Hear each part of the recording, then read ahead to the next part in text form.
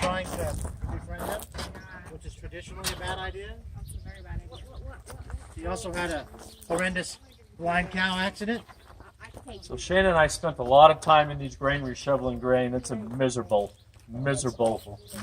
job. Yeah. Hey, we can show you where Dad tried to kill me in there. There would be an auger. So the truck would come up here and dump. We'd have a tarp here. It would dump grain right here. Then the auger, metal auger, would auger it up and up in there and put it up down into that hole up there. Oh, I see that. And then, but it would just pile it in the middle. So Shane and I would have to stand there with all that grain coming in. So we have to shovel that down and spread that out. So it was either, then there would Like be with no mask on. Oh my god. metal, Like just imagine all the metal grain slats dust. in here. We would go here with a metal slat in here, metal slat there, until we were up to grain up to about here. Then we'd have to crawl out of there. Looking at my stories, man. No, we're just telling granary stories. We're actually telling horse biting stories a minute ago. Cause I was like, You still got a scar? Shane, was that you that got bit by that horse? So the horse bit him in the hand and then stood him up and then kicked him in the face. That was one of Shane's horses. She had a foal out there. Allie just innocently went up to pet her, and the foal was standing right there.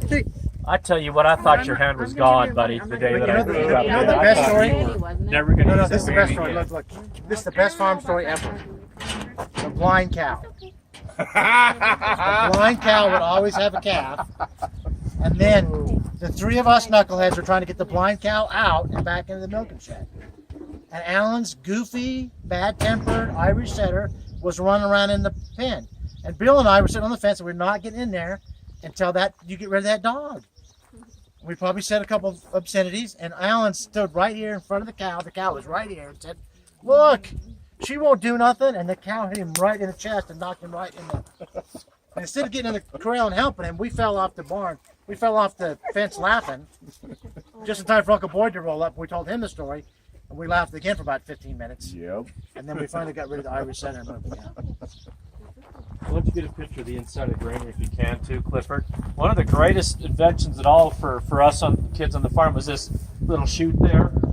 They tore the concrete out of there, and then they would put that bin there. So when we were getting grain out too, we would put the auger would go in through there, and it'd go in through there. Then Shane and I, or Alan and I, would have to get in and shovel the grain all into that auger.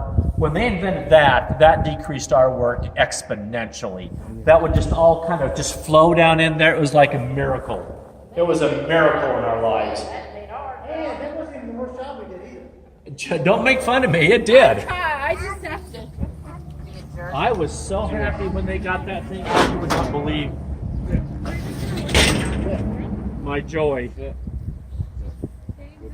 Oh wow, there's a branding. This is where we kept the horses in the winter in here usually. Yeah. It doesn't have an end hanging after. Can you get a picture of this too? This is one of Grandpa Norris Fulmer made all of our mangers. This is a manger that Norris Fulmer made himself. He was a good carpenter. But you can see where the cows have, with their necks and the horses have worn the wood there from just pressing in there to get the feed.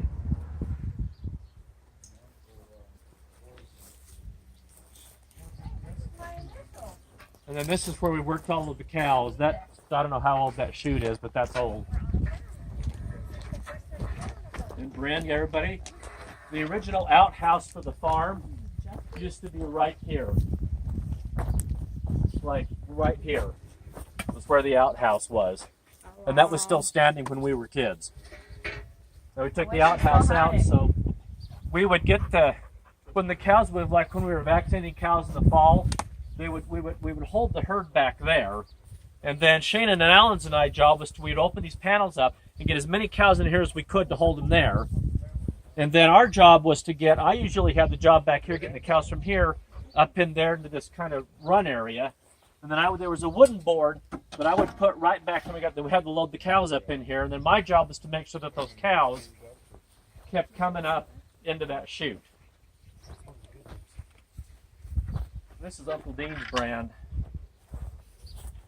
So that brand actually was the farm that Uncle Dean bought was owned by the people last name of Buse. So that B is for Buse. And 7, I think there were 7 brothers. That's where the B7 comes from. And Uncle Dean just bought the brand when he bought the farm, bought the rights to the brand. So we didn't actually have his own brand, but that was one that he bought. And then this was the old, heating iron. We would put there'd be a canister of natural gas here with a tube and then an apparatus here that we would light that would put the fire in there, and we keep the brands here. Then you can take it. When they got hot, we would just, put these down. Doing horns. And then the cow's hip would be right there, and you just burn that on the cow's hip. I know it's gruesome thinking about it now, but And then they'd saw the horns off.